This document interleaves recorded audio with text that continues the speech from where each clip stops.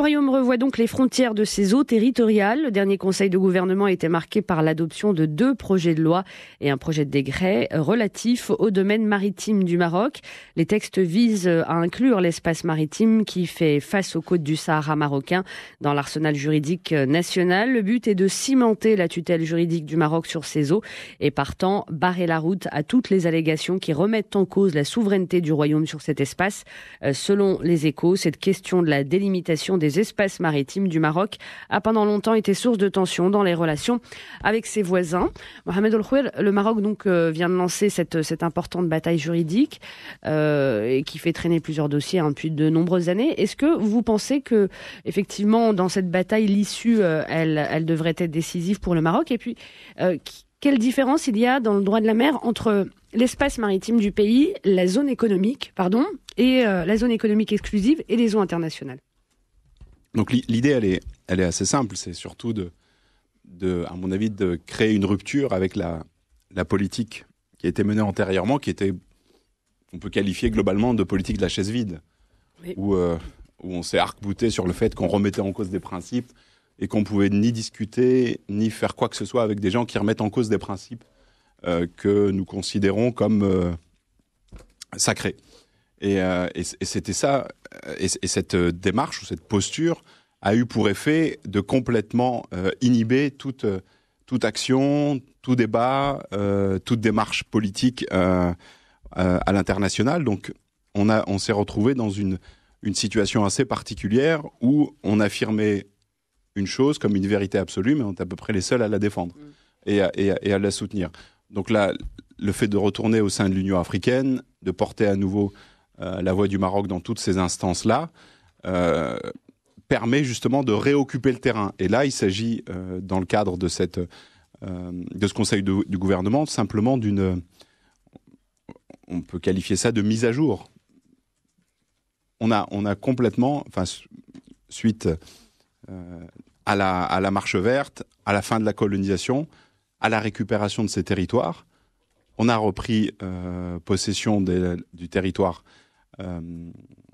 terrestre, mais on n'a fait aucune démarche d'aucune sorte concernant tous les attributs ou tous les accessoires à la souveraineté territoriale, et notamment la souveraineté maritime, on pourrait parler aussi aérienne, où là on n'a absolument engagé aucune forme d'action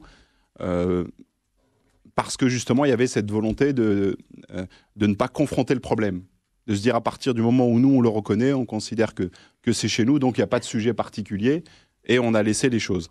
Et là, on a décidé de remettre à l'ordre du jour l'ensemble de ces questions-là, et notamment d'arriver à déterminer cette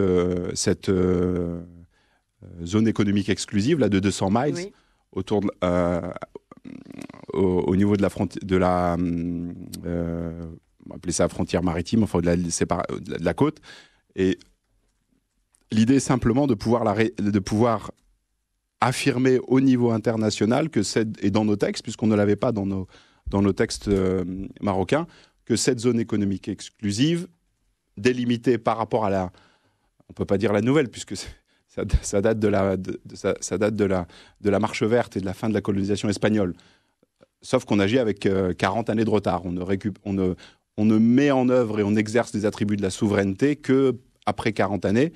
Bon, mieux vaut tard que jamais. Mais en tout cas, on adapte maintenant nos corpus juridiques et ce que devrait être la zone économique exclusive du Maroc avec la physionomie réelle du territoire marocain tel que nous le constatons. Donc il s'agit pour moi purement et simplement que de cela, c'est-à-dire d'une mise à jour, d'un rattrapage de la situation et d'inclure maintenant tout le Sahara marocain et de rattacher la zone exclusive de 200 miles autour du Sahara marocain au territoire et de réaffirmer notre souveraineté sur cette zone-là, qui est sur laquelle on a, comme son nom l'indique, zone économique exclusive, où on a justement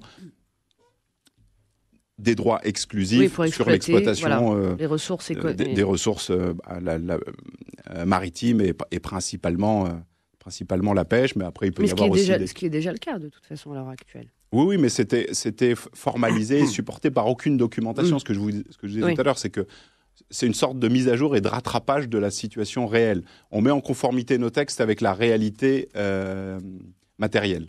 D'accord. Alors, Rachida Chachi, en quoi c'est important effectivement de se mettre en conformité pour en finir avec cette problématique qu'on a toujours eue? Alors, premièrement, c'est la diplomatie du fait accompli, c'est une bonne chose. Parce que concernant le Sahara marocain, on n'est pas dans un schéma d'un territoire marocain occupé par une puissance étrangère et dont on ne peut pas profiter économiquement, mais c'est un territoire marocain qui fait partie intégrante de l'État marocain et dont on attend juste la reconnaissance par une certaine partie de la communauté internationale, la reconnaissance de la marocanité de ce territoire. Donc de ce fait, on n'a pas à nous priver de l'exploitation économique par toute la population du Maroc d'un territoire marocain qui l'est de fait, je veux dire, juridiquement et de fait. Alors, partant de là, les eaux territoriales ont une importance cruciale parce qu'au-delà des eaux territoriales qui s'étendent à 12 miles, c'est-à-dire à 22 kilomètres environ, il y a la zone économique exclusive. Et puis, au-delà de la zone économique exclusive, on peut parler du plateau continental qui a besoin d'être confirmé géologiquement, mais qui, s'il s'étend au-delà de la zone économique exclusive, peut étendre davantage la zone d'exploitabilité économique du sous-sol marin marocain. Donc, partant de là, dans cette région-là, il y a beaucoup de prospections pétrolières qui sont réalisées, principalement par des compagnies étrangères, qui sont des fois dans une situation très compliquée parce qu'il y a des ONG, alors soit manipulées ou non par des pays comme l'Algérie ou l'Espagne, qui critiquent et qui s'attaquent à ces multinationales et entreprises américaines en parlant de forage illégal, de forage allant contre la population sahraoui, alors qu'ils ont toutes les licences et toutes les autorisations délivrées par l'ONIM et par l'État marocain pour prospecter. Donc le fait que le Maroc supprime cette ambiguïté et délimite de manière formelle et juridique les eaux territoriales, la zone économique exclusive et puis plus tard le plateau continental, ça va donner une assurance et une sécurité à ces entreprises étrangères, ce qui les encouragera à accepter des contrats de forage et à venir plus nombreux. Parce que c'est un territoire qui est extrêmement riche, pas uniquement en termes halieutiques, mais également en termes de sous-sol. Et donc c'est de ce point de vue que ça permettra de rassurer les investisseurs étrangers, les entreprises étrangères. C'est-à-dire pareil pour le Maroc, c'est-à-dire on ne peut pas imaginer une partie importante du territoire d'un pays dont les eaux territoriales ne sont pas délimitées. C'est une importance en termes de sécurité, en termes de combat contre la contrebande, contre le brigandage, également contre l'exploitation illégale des ressources halieutiques marocaines qui s'étendent au-delà des côtes marocaines du Sahara. Alors, Mélanie Freixigliou, Talal Shakir. Alors, Mélanie Freixigliou. Comme vous voulez, hein, ça. Allez, Talal Shakir. Oui, comme vous le souhaitez, allez-y. Allez, Mélanie Faites-vous plaisir. Donc, oui, effectivement, les accords de pêche, c'est aussi quand même un des enjeux quand même sur cette question. Oui, c'est un des enjeux, mais c'est un des enjeux, mais je pense quand même que l'enjeu principal restera les hydrocarbures à terme. Les forages. Oui, les forages. Parce que pour le moment, tant que nous avons un accord de pêche effectif avec l'Union européenne, c'est-à-dire essentiellement avec l'Espagne, cette question du pillage éventuel des ressources halieutiques par des navires espagnols partant des Canaries, par exemple, est un faux problème tant qu'il y a un accord effectif. Maintenant, ceci dit, cette revendication des eaux territoriales, elle a un double intérêt. Le premier, c'est de faire en sorte d'imposer l'idée que le Sahara marocain est bien marocain. Ça, c'est une évidence, parce que pour le moment, c'est pour ça qu'on n'avait pas fait cette délimitation.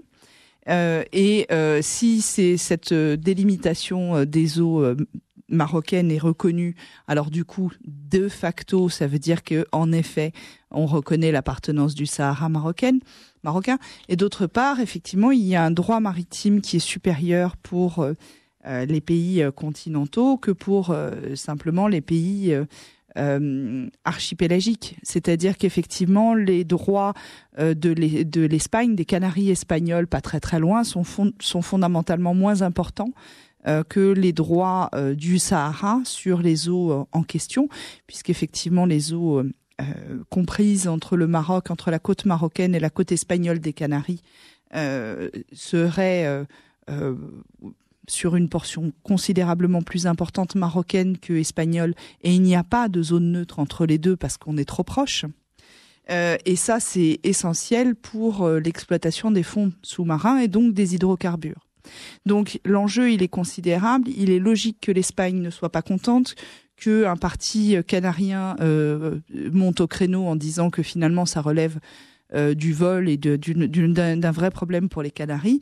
Mais c'est vrai que c'était obligatoire de le préciser parce qu'actuellement les eaux territoriales du monde entier font l'objet de litiges parce que les enjeux sont considérables.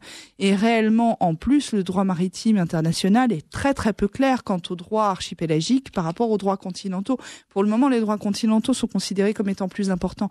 Mais pour des pays en mer de Chine, par exemple, comme les Philippines, qui ne sont que archipélagiques, ça pose problème. Donc, d'une manière générale, l'enjeu, là, il est quand même assez important.